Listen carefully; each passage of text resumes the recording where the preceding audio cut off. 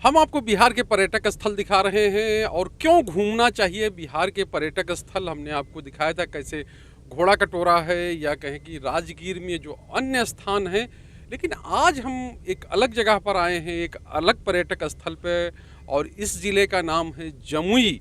और जमुई के ये लछुआर जगह है। और देखिए यहाँ पे किस तरह से प्राकृतिक नज़ारा है, किस तरह से एक तरह से कहें कि जो प्रकृति है या पहाड़ के बीच में ये सड़क बनी हुई है। लछुआर में हम जैन टेम्पल के लिए जा रहे हैं और उस रास्ते में क्या खूबसूरती है। यहाँ झरना है, जलप्रपात हैं और ये कहें प्रकृति का वो नज़ारा जिसके लिए लोग तरसते हैं।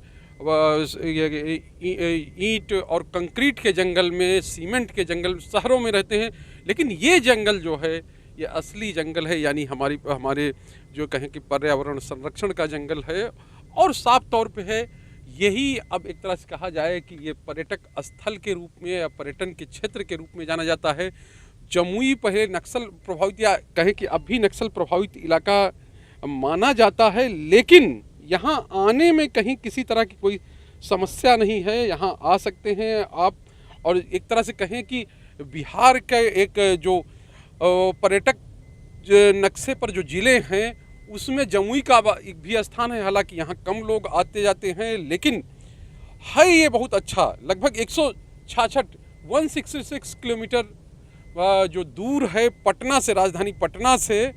और ये कहें कि एक जो जगह है अपने आप में आप देख रहे हैं कि किस तरह का दृश्य है, किस तरह का यहाँ पर एक तरह से कहें कि किस तरह से यहाँ पे प्रकृति के गोद में बसा हुआ, उसके बीच में जो ये जो कहें कि सड़क है बिहार सरकार की ओर से, ये इतनी बढ़िया और अच्छी डबल रोड बनाई गई है। और यहाँ पे पर्यटकों को आने जाने में किसी तरह का कोई समस्या या कोई परेशानी जो नहीं है।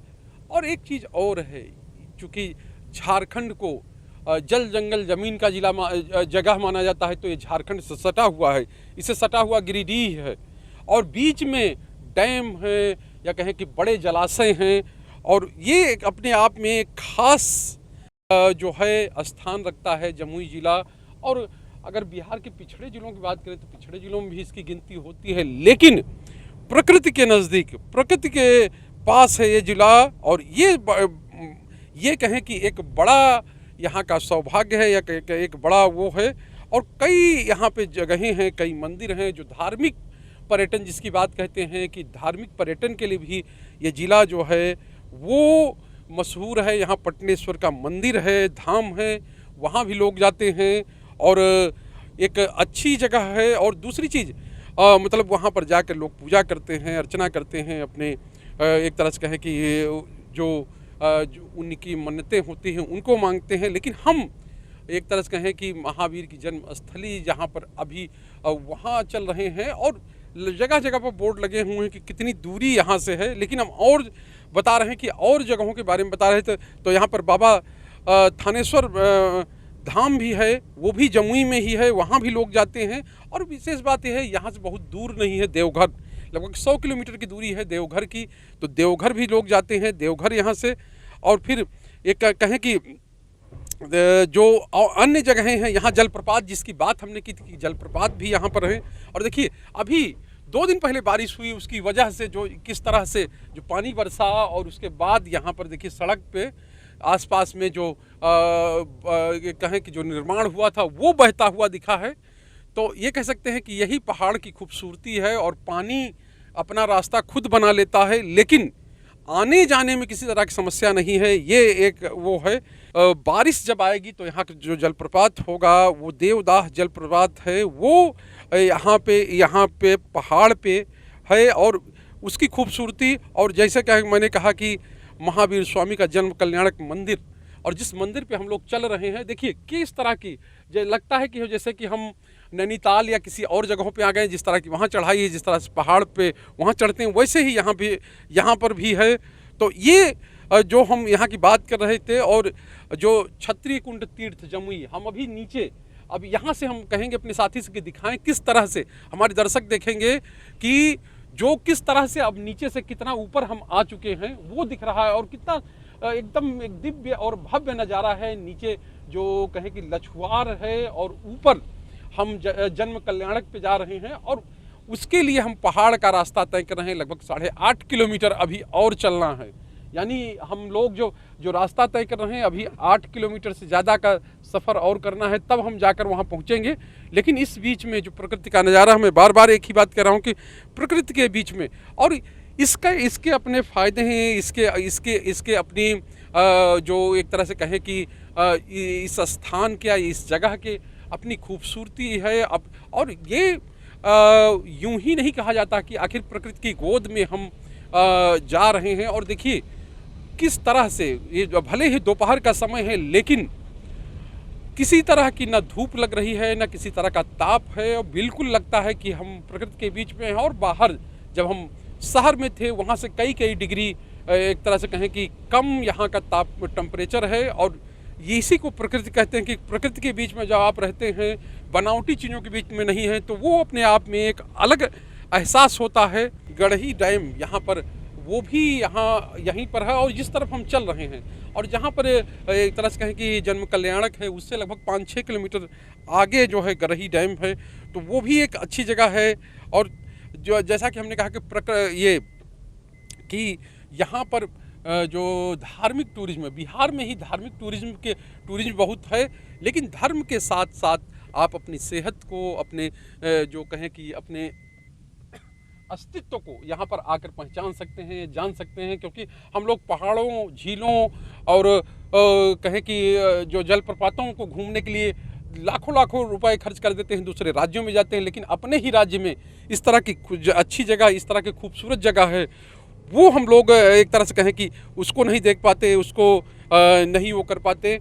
लेकिन हम जो कहें कि जी बिहार झारखंड ने यही एक बीड़ा उठाया है कि हम उन जगहों पर जाएंगे, अपने दर्शकों को दिखाएंगे और उनके माध्यम से जन जन तक, चूँकि सरकार तो चाहती ही है, सरकार अपना प्रयास भी कर रही, लेकिन हम लोगों का भी ये कर्तव्य है, ये दायित्व है कि हम बताएं कि आखिर हमारे यहाँ क्या चीज़ें हैं। जब हम बताएंगे, जब हम आपको दिखाएंगे, तभी उन चीज़ों के या उनके बारे में जो है एक तरह से कहें कि लोग जानेंगे, तब फिर यहाँ लोग आएंगे और बिहार के बारे में जो धारणा है, बिहार के बारे में जो लोग सोचते हैं, वो सोच बदलेगी।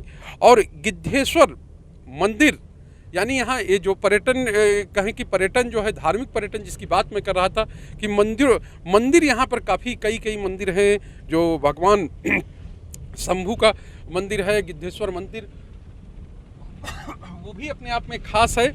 और जिस तरह से नाका नकटी पक्षी विहार, वहाँ बड़ी संख्या में पक्षी जो है, देसी विदेशी पक्षी, वो वहाँ पर आते हैं, जिसकी हमने बात कही।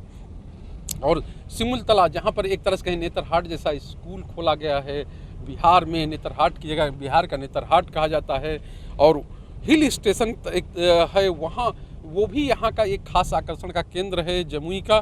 तो ये सब चीज़ें जमुई में हैं। और जमुई आप आइए, और एक बरहट जो कहें कि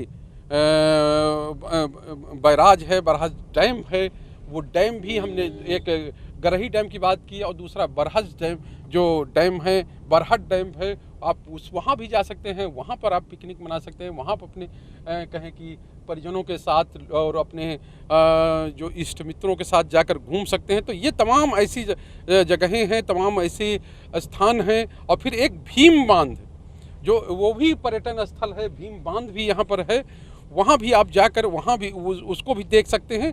तो ये है कि तमाम जगहों के बारे में हमने आपको बताया। और इस बीच में वो रास्ता जो हम लगातार तय करते जा रहे हैं, क्योंकि जन्म कल्याणक की तरफ हम जा रहे हैं, तो वो ये भी एक अपने आप में खास है कि हम चलते चलते बात भी कर रहे हैं अपने दर्शकों से, और साथ ही उनको दिखा भी रहे हैं, उनको बता भी रहे हैं कि आखिर किस तरह की ये जगह है, किस तरह का रास्ता है, किस तरह का यहाँ प्राकृतिक नज़ारा है, और यहाँ पे कौन कौन जगहें हैं जहाँ पर अगर आप जमुई आते हैं, जमुई में ही एक तरह से कहें कि कंप्लीट पैकेज जमुई का, जो घूमने का या कहें कि जो पर्यटन का कंप्लीट पैकेज जमुई का है। गिरिडीह भी पास में है, वो भी प्रकृति के भी गोद में बसा हुआ है। हालांकि वहाँ भी नक्सल का प्रभाव था, जिसकी वजह से अगर कह सकते हैं कि ये जगहें जो विकसित नहीं हो पाई, बहुत यहाँ पर पर्यटकों का आवागमन नहीं हो पाया, तो उसकी एक वजह ये भी है। लेकिन अब चूँकि ये धीरे धीरे नक्सली प्रभाव जो है वो कम हुआ है या धीरे धीरे खत्म हुआ है। तो इसके बीच में अब इन जगहों के प्रचार प्रसार और एक तरह से कहे कि इन जगहों के बारे में लोग जानें और यहाँ पर आएँ, तो बिहार के बारे में जो एक तरह से कहें कि जो छवि बनी है वो भी दूर होगी। और साथ ही देखिए, झरने की बात करें तो ये सामने यहीं पास में झरना है, यहाँ पे झरना जो लिखा हुआ था और वहाँ जाने का एक रास्ता भी है। यहाँ से हम अपने साथी से कहें कि ये रास्ता है, ये झरने के लिए रास्ता जाता है और ये झरना जो है यहीं ऊपर, यहीं से झरना बहता है। तो ये देखिए प्रकृति के बीच में किस तरह का नज़ारा था कि जो झरना और सामने ही ये जन्म कल्याणक है। और यहीं पर आकर हम अपनी बात, हमने कहा था कि समाप्त करेंगे। अभी यहाँ काम चल रहा है, लगातार काम हो रहा है और कुछ दिन में जब ये सब पूरा बन जाएंगे तो यहाँ पर एक तरह से कहें कि और इसके जस्ट इसके बगल में ही जो एसएसबी कैंप की बात कर रहा था मैं, वो कैंप है।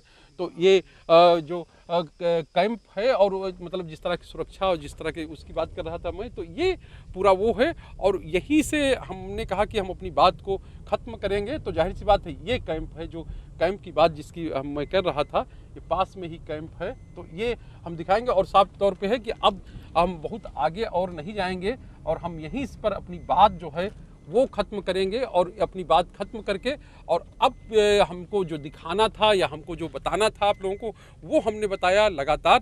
और साफ तौर पे है कि ये अपने आप में एक अद्भुत जगह है। और आप फिर से मैं यही कहूँ कि आप अगर पर्यटक हैं, आप बिहार से प्रेम करते हैं, तो आपको ज़रूर यहाँ पर आना चाहिए। सिंधु मनीष के साथ शैलेंद्र, जी मीडिया, जमुई।